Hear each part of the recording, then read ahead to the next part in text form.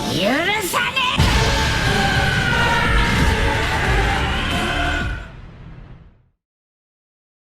everybody, welcome back to another video. Today we're going to end the Nationals discussion by going over the state of black. I left this color for last, not because it's my favorite, but because I feel like it has the most potential to sort of break the mold from what we've seen in Nationals past so far, right? I say this to say that black probably has the best positioning currently out of, I would say, like the top like 3 best colors in the game. Black has yet to ever win Nationals to my knowledge, so this might be the first one, and who knows, black might be able to win Worlds, right? Obviously now we know that, you know, U7 sort of going to be running the format, so you do have to kind of pick a deck that's sort of able to play around U7, or at least play through U7, I guess, is a better choice of words here. So one of those decks is definitely Magora.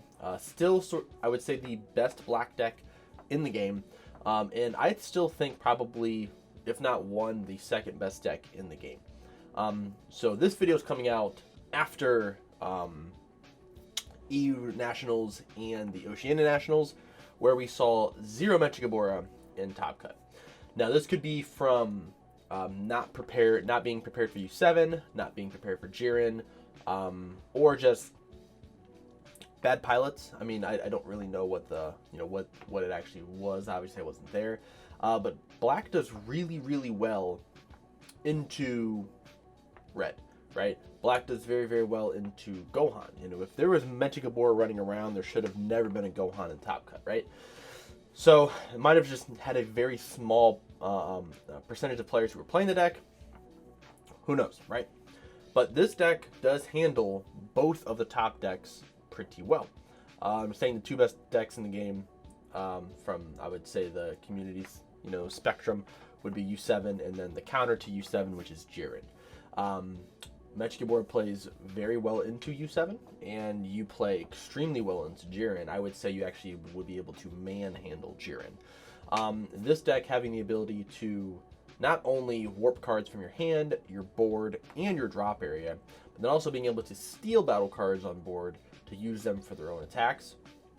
This deck is a very powerful mid to late game deck. Some of the downsides is that Awakening can sometimes be tricky if you are not awakening correctly, which does happen from time to time, where you might get a few extra Dragon Balls in your life, and that actually is going to force you to not be able to awaken very well. Because you want to probably awaken if you have maybe 1 ball in your life. That's like the best possible scenario, or 0. But having like 2 or 3 or 4, then you start just losing value because you have to take your own life. That's something you do have to kind of worry about. And then with the Bursting Rage nerf, I know this was something that the Lookout did bring up when we were, not when we were discussing it, but when they were casting the EU Nationals. It was either Peter, I think it was Peter or Damien, who brought up the fact that with Bursting Rage being nerfed, that actually hurts Magora. I would say it's about 50-50 correct. I definitely tested Magora with Bursting Rage, but there are definitely better secret rares to play.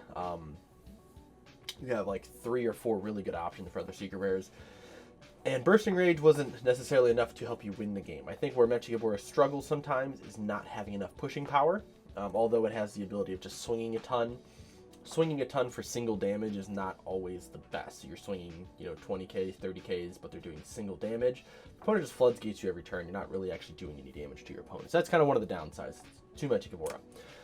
Another deck that we did see, I believe we saw one. There might have been one that almost made Top Cut, I believe, which was Prism Bardock in EU.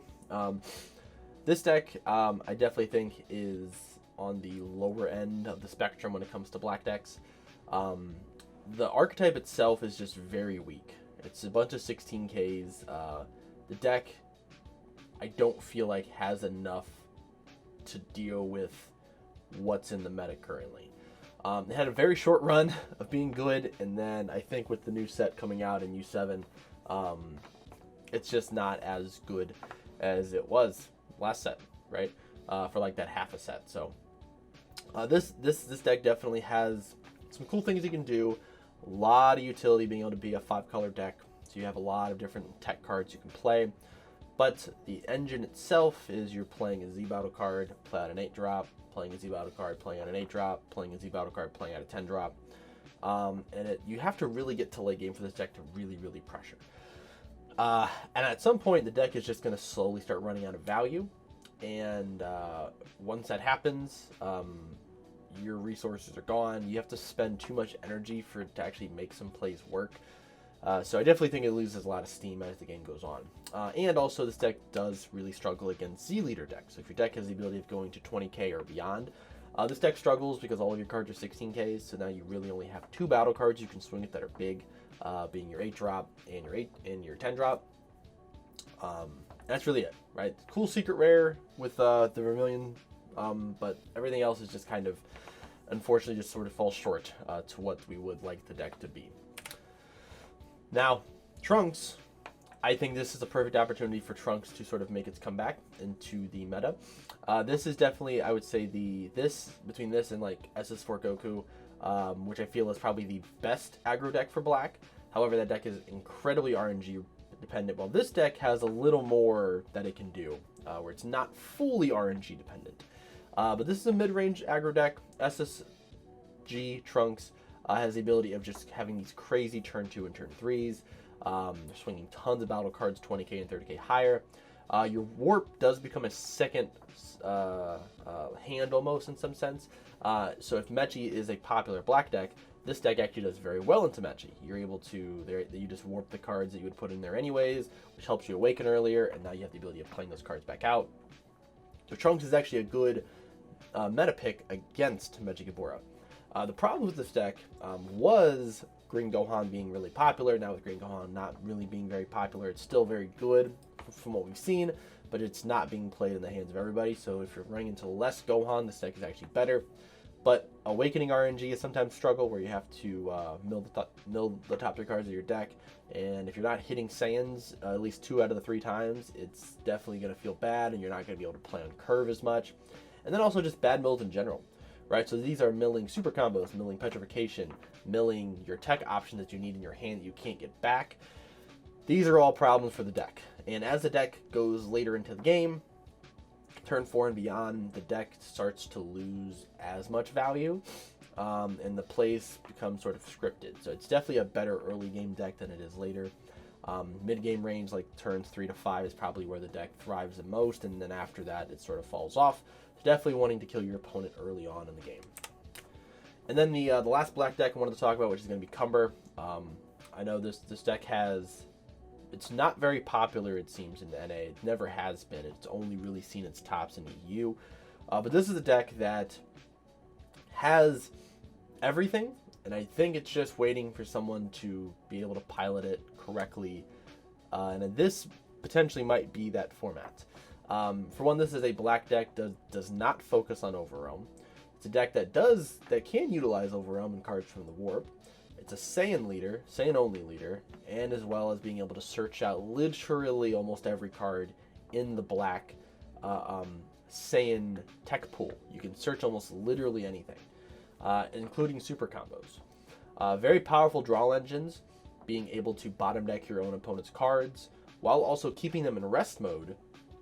You have 2 different forms of removal, which is very powerful and something that no other black deck really has. I would say this is a very high skill leader. There's a lot of sequencing that goes on with this deck, which is probably why a lot of people don't play it. And also, black does lack really powerful floodgates. So one thing with like Magora is you have Darkest Judgment, which you can beam your leader, which is essentially almost the same thing as a floodgate in some senses. Black doesn't really have that access for 1 energy, which is what every other color has in the game, and black is the only one who doesn't have it. But you do have some very strong negates, which we'll go over. So I definitely think this is sort of my sleeper pick for black. Just looking down the meta of what decks have topped so far, Cumber does have a lot of favorable matchups into those decks, as long as you're teching correctly. Now, this is the spot that would normally have promo cards, but black, again, got shafted 2nd year in a row before Nats, where we did not see any form of black support for the entire set. which is really stupid. But black just have some of the best generic side deck cards and main deck option for techs that you could possibly have in the game. So we have Meki, Broken Seal, and Black Smoke, which are two of the best 2-drop tech options you can run. Black Smoke literally doing everything, can warp a battle card, ignore and barrier, remove a unison, or draw you 2 cards. And then Magora being able to call out certain cards to stop your opponent from being able to play them. This includes floodgates and boss monsters, including secret rares. So this is also a very powerful option for you as well. Then we also have Shin and Koitsukai, both 2 different sorts of anti-floodgate cards, quote unquote. Shin stopping early aggression that can go tall. So if you have 3 or less energy, your opponent cannot attack with 7 cost cards or more. This is actually very good into a lot of matchups, and also with the cantrip. And then Koitsukai being able to stop your opponent from playing battle cards 20k or less on your turn. So ideally, this is going to be arrival cards or floodgates. This is going to tax your opponent's hand by making them warp cards. So all 4 of these cards are probably going to be included in most black decks in their main or their side. Just depends on the ratio wise. But then also the fact is that these are all just generically good cards. So these can be played in any deck. Also, little side note, this is one of my issues, I would say, with black as a color, is that black needs more staple cards like these that should just be black specific energy. So like Black Smoke should have only been black specific energy. Same thing with Broken Seal. I believe Koitsukai and Shin should have kind of followed that same, maybe not Shin, but definitely Koitsukai and Black Smoke and Magora should have followed that sort of stigma of just being a black specific only energy. Won't go into that. That's a whole other discussion for something else. But let's go into the next slide here. Even though black doesn't have great floodgates, black does have very good negates that we can utilize. So 2 of those are going to be Petrification and Power Burst. Being able to basically be a draw 2 as Power Burst and negating the attack, being able to sparking and add a card back from the drop of the warp, and then also being able to take a life.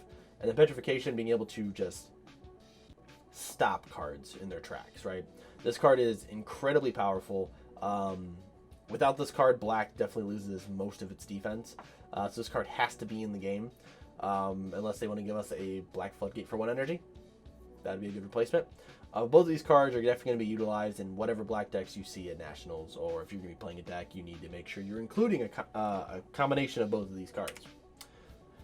Then some other floodgates, as well as negates. We have Bardock, Supreme Kai, and Son Gohan, all of which have different uses and are all very good floodgates in their own right. Or floodgates, or just negates in general. Bardock being the actually only traditional floodgate that black has, where your opponent can only attack 1 time the next turn, and it's a 25k body on your turn. Kai being able to stop 2 attacks, also has the ability of removing cards.